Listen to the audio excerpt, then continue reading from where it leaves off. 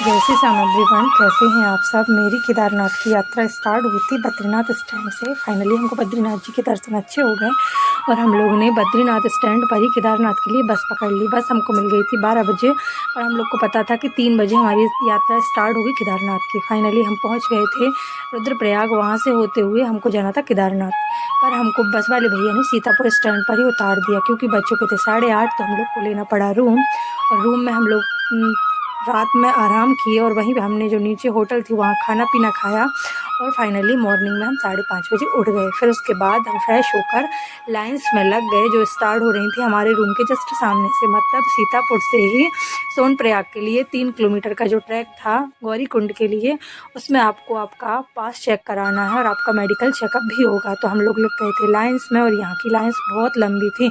मतलब इन लाइंस को देखकर ही हमको अंदाज़ हो रहा था कि केदारनाथ जी में बहुत भीड़ होने वाली है। यहाँ के स्टैंड पर ही कई हज़ार टैक्सी और बस थी। मतलब आपको सीतापुर से गौरीकुंड के लिए, गौरीकुंड जाने के लिए पैदल यात्रा ही आपका ऑप्शन था। तो आपको पैदल यात्रा करने के लिए सबसे पहले लाइंस में लगना होगा। तो हम लाइंस में लग गए थे और बारी बारी से एक एक का नंबर आ रहा था और वहाँ पे चेकिंग हो रही थी पास की। मतलब जो आपका 4 धाम यात्रा का पास बना हुआ है उस पास की आपकी चेकिंग होगी, फिर आप जाओगे गौरीकुंड। और गौरीकुंड में आपको मिलेगी गवर्नमेंट की, जो उत्तराखंड गवर्नमेंट ने जो शटल चलाई हुई है, मतलब जो उनकी गाड़ी होती हैं वो ही आपको ले जाएंगी गौरीकुंड। फिर गौरीकुंड में आपको, गौरीकुंड से आपका पैदल ट्रैक स्टार्ट होगा। आप वहाँ से चाहो तो बाय पिट्टू जा सकते हो या बाय खच्चर जा सकते हो या पैदल भी जा सकते हो। तो अभी हम वहाँ का ट्रैक देखेंगे क्योंकि हम लोग को एरोप्लेन की बुकिंग नहीं मिली है। तो अगर हमको ट्रैक सही लगा, मतलब सब लोग कहते हैं कि खड़ी चढ़ाई है, अगर हम लोग के लिए पॉसिबल हुआ चढ़ना तो हम चढ़ेंगे, और अगर नहीं हुआ चढ़ना पॉसिबल तो हम लोग वहीं पे देख लेंगे। अगर डोली का सही रहेगा तो डोली, अदरवाइज़ हम खच्चर को ही वहाँ पे बुक कर लेंगे।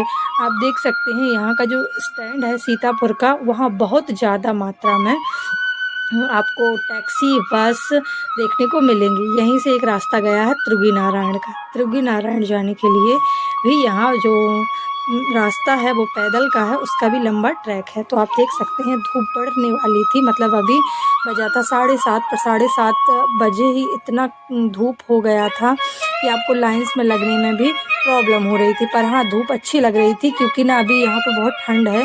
सब लोगों ने विंटर वेयर पहना हुआ था और लाइंस में लगे होने के बाद भी हम लोग को मतलब धीरे धीरे नंबर आ रहा था, एक के बाद एक की चेकिंग हो रही थी। तो यहाँ से हम लोग एक ब्रिज को पार करके जाएंगे उस साइड और वहाँ से हमको मिलेगा शटल, मतलब जो गौरीकुंड के लिए चलता है वो शटल हमको उस ब्रिज के आगे से मिलेगा। और यहाँ पे बहती है मंदाकिनी नदी, क्योंकि आपको बताया था मैंने कि बद्रीनाथ जी में बहती है अलकनंदा नदी और केदारनाथ जी में बहती है मंदाकिनी नदी, और दोनों नदियों का संगम होता है रुद्रप्रयाग में। तो आप लोग वो संगम भी देखे होंगे। और देखिए यहाँ पे कितना प्यारा व्यू है इस नदी का, जो नदी का वहाँ पे बहुत भीड़ है, मतलब आई मीन व्यू दिख रहा है। और हमको शटल मिलने वाली है गौरीकुंड के लिए, वहाँ पे हमको एकदम फास्ट दौड़ना होगा और फाइनली हमको वो मिल गई और हम निकल पड़े गौरीकुंड के लिए। तो जो गौरीकुंड का ट्रैक है वो ज़्यादा दूर का नहीं है, मतलब पास है, आपको ज़्यादा टाइम नहीं लगेगा। फिर फाइनली हम पहुँच गए थे गौरीकुंड, जहाँ पे एक तप्त कुंड भी है, मतलब गर्म पानी का कुंड है। उसमें स्नान करने से आपके सारे दुख दरिद्र जो होते हैं आपके अंदर वो ठीक होते हैं। डिसीज़ सारी जो स्किन से रिलेटेड हैं वो भी ठीक होती हैं। फिर हम लोग आ गए थे फाइनली ट्रैक पर जो 16 किलोमीटर का है। हम लोग पैदल चलने का सोच रहे थे, हम पैदल 3 किलोमीटर ही चले कि हम लोग नहीं चल पा रहे थे। मतलब लग रहा था कि खड़ी चढ़ाई है, हम लोग कैसे चलेंगे, क्योंकि हम लोग का तो ठीक है, मासा जी नहीं चल पाएंगे। तो फाइनली हम लोगों ने बुक कर लिया खच्चर, और पर पर्सन खच्चर का चार्ज यहाँ पे हम लोग को पे करना था 3200 रुपये। जो 3200 रुपये चार्ज है वो गवर्नमेंट ने तय किया हुआ है। मतलब यहाँ पे आपको सरकारी पर्ची कटाना होता है, फिर उसके बाद आपको टोकन मिलता है, फिर आप खच्चर पे यात्रा कर पाते हो। तो आप देख सकते हैं कितना प्यारा व्यू है भगवान केदारनाथ जी के ट्रैक का। तो हम लोग चल रहे थे, पर जो ट्रैक है उस पर एकदम सीधा नहीं है, अभी सीधा है पर इसके बाद खड़ी चढ़ाई भी है, उस पर पत्थर वाला ट्रैक है। तो जो घोड़े का सफ़र था खच्चर का सफ़र था वो थोड़ा क्रिटिकल था, क्योंकि हम लोग फर्स्ट टाइम बैठे हैं, इससे पहले शायद नहीं बैठे कभी। और इसमें आजू बाजू दोनों साइड मंदाकिनी नदी बह रही थी। यहाँ पे कुछ ट्रैक एकदम ऊंचा था, कुछ नीचा था। इसके अलावा जो खच्चर थे उन पर बैलेंस वाला बनाना थोड़ा सा कंफर्टेबल नहीं फील हो रहा था। और यहाँ पे अभी तो ठीक है, सूखा सूखा सा दिख रहा है, पर अंदर जब हम लोग जाएंगे, ऊपर तक जाएंगे, तो वहाँ का जो ट्रैक है वो एकदम, वहाँ बर्फ़ लिक्विड हो गई है, बर्फ़ पिघल गई है। मतलब वो वाला ट्रैक है वहाँ पे घोड़े के पैर स्लिप होने के चांस थे, तो हम लोग को वहाँ पे भी थोड़ा सा डर लग रहा था। और फाइनली हम लोग का स्टार्ट हो गया था ट्रैक। तो भैया ने बताया हमको, जो खच्चर वाले भैया थे उनने बताया कि घोड़े को सिर्फ एक बार रोका जाएगा। जब 8 किलोमीटर का कंप्लीट हो जाएगा ट्रैक, तो एक बार घोड़े को पानी पिलाने के लिए हम लोग रोकेंगे, और उन लोग भी शायद कुछ खाएंगे, तब एक बार रुकेगा। और उसके बाद आप लोग का फाइनली, आप जब केदारनाथ मंदिर पहुंच जाओगे तो आप लोग का घोड़ा रोक देंगे। उसके बाद हम लोग चलते जा रहे थे, और जो व्यू था उसको भी रिकॉर्ड करते जा रहे थे।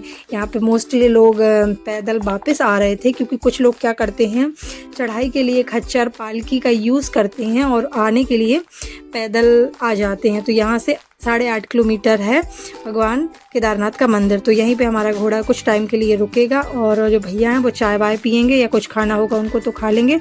हम लोग भी थोड़े से टायर्ड फील कर रहे थे, तो हम लोग ने भी चाय पी ली, और उसके बाद हम लोग का जो खच्चर था वो चलने लगा। तो फाइनली हम पहुंच गए थे ऊपर, मतलब हम लोग का कंप्लीट हो गया ट्रैक। और इतनी ठंड, एकदम बर्फबारी हो गई थी, हम लोग के हाथ बिल्कुल हिल नहीं रहे थे, बहुत ज़्यादा ठंड थी। अब फिर हम लोग को पड़ी ज़रूरत हीटर की, तो हम लोग ने बुक कर लिया यहाँ पे एक टेंट।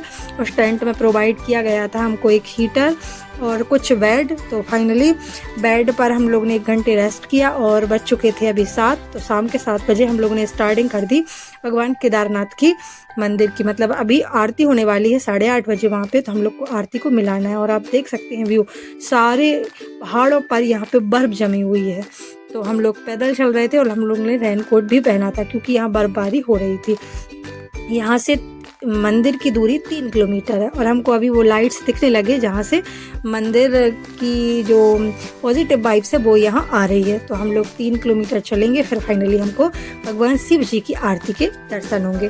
और आप सभी को पता होगा केदारनाथ जी के बारे में। तो केदारनाथ जी की कहानी कुछ इस प्रकार है। हिमालय में स्थित शिव को समर्पित 5 मंदिरों के समूह को हम पंच केदार कहते हैं। माना जाता है कि इनका निर्माण पांडव व उनके वंशजों ने करवाया था। इनमें केदारनाथ द्वितीय केदार, मध्यवेश्वर तृतीय केदार, तुंगनाथ व चतुर्थ केदार, रुद्रनाथ धाम के कपाट शीतकाल में बंद हो जाते हैं। मतलब 6 महीने के लिए मंदिर बंद होते हैं। और अभी 10 मई को अक्षय तृतीया के दिन भगवान केदारनाथ के पट खुले, और फाइनली हम पहुंच गए थे भगवान केदारनाथ की नगरी केदारनाथ में। मतलब इतना प्यारा व्यू कि मैं आपको क्या ही बताऊं। एकदम सारी पॉजिटिविटी मेरे अंदर ऐड हो गई, और जितना कठिन हम लोग का ट्रैक था उतनी ही सरल हम लोग को भगवान जी के दर्शन हो गए।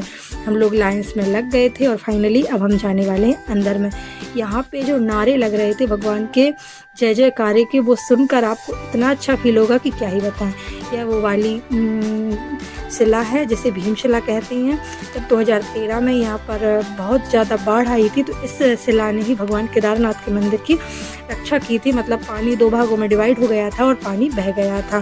इस टाइप से हम लोग की केदारनाथ की यात्रा एकदम क्या ही बताएं कितनी अच्छी रही। और फाइनली यहाँ पे जो बाबा जी थे उनने हमको दिया आशीर्वाद, हम लोगों ने यहाँ चढ़ाया प्रसाद।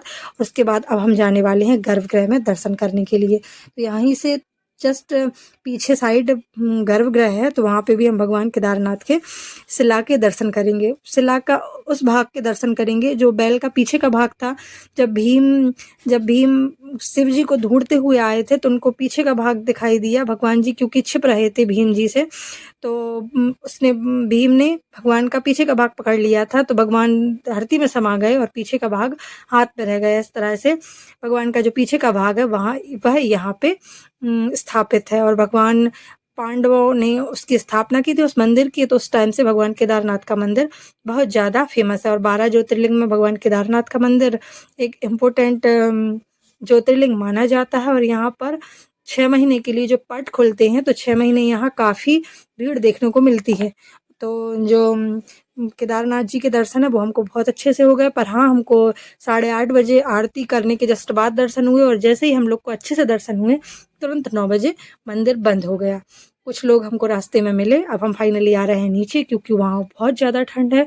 हम लोगों ने जो टेंट लिया है वहीं पे हम आराम करेंगे, और अगली मॉर्निंग हम लोग यहाँ से नीचे वाली चढ़ाई स्टार्ट करेंगे। मतलब हमको नीचे जाने के लिए रात में पॉसिबल नहीं है कि हम नीचे पहुंच जाएं, क्योंकि लंबी इसका जो ट्रैक है वो लंबा है। तो हम लोग सुबह जाएंगे।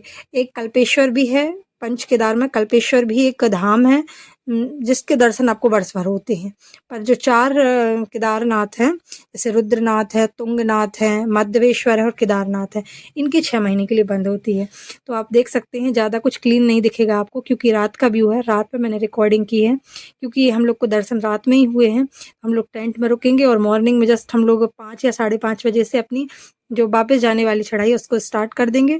तो बहुत ज़्यादा ठंड थी, यहाँ पे आप पानी को पी नहीं सकते, इतना ज़्यादा बर्फ वाला पानी होता है। और हम लोग जो बॉटल लेके आए थे पानी की, वो हमारी ख़त्म हो गई थी, और हम लोग को पानी पीना था। पर हम लोगों ने क्या किया, फिर पानी को बॉयल कराया, थोड़ा सा कुनकुना कराया और फिर उसको पिया। तो भी वो पानी थोड़ा सा अच्छा लगा। फिर चाय वगैरह पी, और अभी हो गया था मॉर्निंग, बज चुके थे 5:30, और हम लोग ने स्टार्ट कर दी अपनी वापस जाने वाली यात्रा। तो आप देख सकते हैं कितना प्यारा व्यू है, बहुत ज़्यादा अच्छा लगेगा आपको केदारनाथ आके।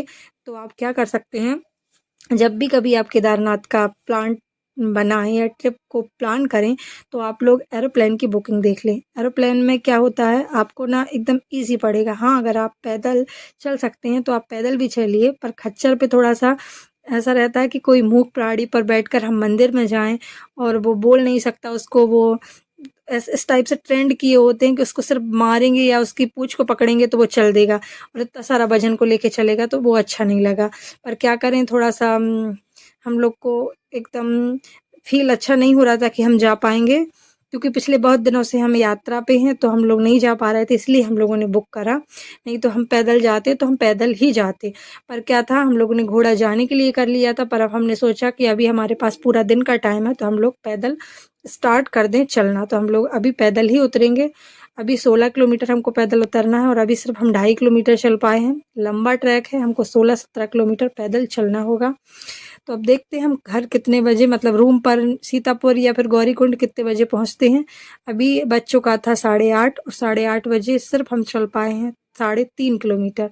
मतलब हम लोग थोड़ा धीरे धीरे चल रहे हैं, क्योंकि हमारा तो ठीक है, हमारे साथ मासी मासा जी हैं, उनको थोड़ी सी प्रॉब्लम ना हो, इसलिए हम उस हिसाब से चल रहे हैं, बैठते हुए चल रहे हैं। और रास्ते में आपको बहुत सारे खच्चर मिलेंगे, तो उनके कारण भी पॉसिबल नहीं होता, और रास्ता गीला है, देख सकते हैं आप, बर्फ़ जमी हुई है, सारे जगह पे आपको बर्फ़ ही देखने को मिलेगी। और एकदम घोड़े जो चलते हैं उनके डर के कारण हम लोग को साइड से चलना होता है। केदारनाथ धाम जो है वो उत्तराखंड के रुद्रप्रयाग जिले में आता है, और 12 ज्योतिर्लिंगों में से एक केदारनाथ धाम है, जहाँ पे भगवान शिव के बैल रूप में पृष्ठभाग के दर्शन होते हैं। और यहाँ का जो मंदिर है ना, वो त्रिकोणात्मक स्वरूप में है, और यहाँ पर भगवान का विग्रह है, मंदाकिनी व सरस्वती नदी के संगम पर बना हुआ। आपको पत्थरों से बना कत्यूतरी शैली का मंदिर मिलेगा। मतलब यहाँ सरस्वती नदी, आपको सरस्वती नदी का जो संगम है वो यहीं देखने मिलेगा। और देखो सनराइज हो रहा है, कितना प्यारा व्यू है, एकदम बर्फ को साइड करते हुए सन, मतलब सूर्य की किरणें निकल रही हैं, तो वो एकदम बहुत ही मन को मोहने वाली थी। हम लोगों ने बुक किया था टेंट, तो हम लोग को ना एक रात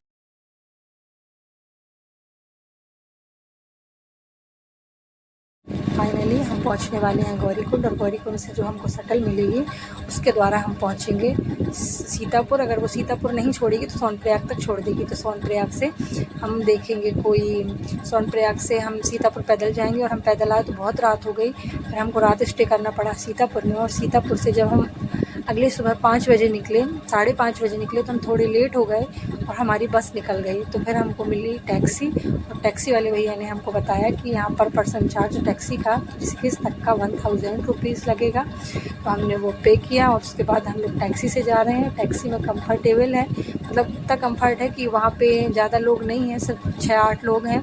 तो सीट की कोई प्रॉब्लम ही नहीं थी। फाइनली हम लोग की टैक्सी निकल पड़ी आगे। और अभी भैया ने बताया कि जब हम लौटते टाइम जाते हैं तो ट्रैफिक कम मिलता है, और यहाँ चल रहा था कंस्ट्रक्शन का काम, कोई ब्रिज बन रहा है, तो हमने थोड़ा सा आगे बस जाम मिलेगा, इसके बाद कहीं जाम नहीं मिलेगा, तो उसके लिए थोड़ी सी वेट की। और फाइनली फिर हमारी टैक्सी ने रफ्तार पकड़ ली। हम टैक्सी से जाने वाले हैं ऋषिकेश। अगर टाइम हुआ, हम टाइम से पहले पहुँच गए तो भैया हमको हरिद्वार तक छोड़ देंगे। अगर टाइम से लेट हुए तो भैया हमको ऋषिकेश ही छोड़ेंगे। अब देखते हैं हम टाइम से पहले पहुंचते हैं, टाइम के बाद पहुंचते हैं, उसके हिसाब से हमको फिर से अपना नया प्लान बनाना होगा। तो अभी हम जा रहे थे, सारे व्यू रिकॉर्ड कर लें, क्योंकि यह हमारी उत्तराखंड की लास्ट पहाड़ियाँ हैं। फिर हम पहुंच जाएंगे हरिद्वार, तो हरिद्वार से कुछ ऐसी पहाड़ियाँ तो पड़ने वाली नहीं हैं जो आपको केदारनाथ और बद्रीनाथ में देखने मिलेंगी, वो आपको इसी एरिया में देखने को मिलेंगी। तो मुझे तो चार धाम की यात्रा में बद्रीनाथ और केदारनाथ की यात्रा बहुत अच्छी लगी। और जब कभी भी आप प्लान कर रहे हो केदारनाथ या बद्रीनाथ की यात्रा, तो आप लोग टाइम के अकॉर्डिंग, जब आपके पास मतलब टाइम ज़्यादा है तो आप प्लान करिएगा, क्योंकि टाइम ज़्यादा लगता है ट्रैफिक से बीट करने में। और मैं लेके आई थी केदारनाथ मंदिर, तो आप देख सकते हैं इस मंदिर को, कितना प्यारा मंदिर है। और मैंने एक छोटा सा क्लिप भी रिकॉर्ड कर लिया मंदिर के साथ, क्योंकि सारी मेमोरी होती हैं, मेमोरी हमको अपनी सेव करके रखना चाहिए, तो मैंने उस हिसाब से कर लिया। फिर हम लोग की टैक्सी पहुंचने वाली थी कुछ ही देर में रुद्रप्रयाग के जस्ट बाद। हम लोग की मतलब एक बार टैक्सी को रोकेंगे भैया, कुछ खाना पीना होगा किसी को तो कुछ खा लेंगे, नहीं तो फिर हम लोग ऋषिकेश में ही जाके खाएंगे। वैसे हम लोग अर्ली मॉर्निंग निकले हैं, तो अभी चाय भी नहीं पी है, तो देखेंगे कहीं रुकेगी तो चाय पी लेंगे। यहाँ का भी बड़ा अच्छा व्यू था। अगर आप चार धाम यात्रा में हैं तो आपको डेफिनेटली थोड़ा सा टाइम ज़्यादा निकाल के ही आना चाहिए, क्योंकि उत्तराखंड का जो एरिया है यहाँ पे आपको सबसे ज़्यादा ट्रैफिक मिलता है शायद। क्योंकि मैंने ना पिछली बार जब मैं नीलकंठेश्वर महादेव मंदिर आई थी, तो मैं जाम में, मतलब जो मेरी टैक्सी थी जाम में, वो कम से कम 3 घंटे खड़ी रही। तो उसके बाद मुझे लगा कि टाइम होना ही चाहिए। Thank you very much, watch my video, क्योंकि मैं पहुंचने वाली हूँ हरिद्वार। हरिद्वार पहुंचने के जस्ट बाद हम लोग ट्रेन देखेंगे दिल्ली के लिए। अगर आपको वीडियो अच्छी लगी तो आप लाइक कर सकते हैं।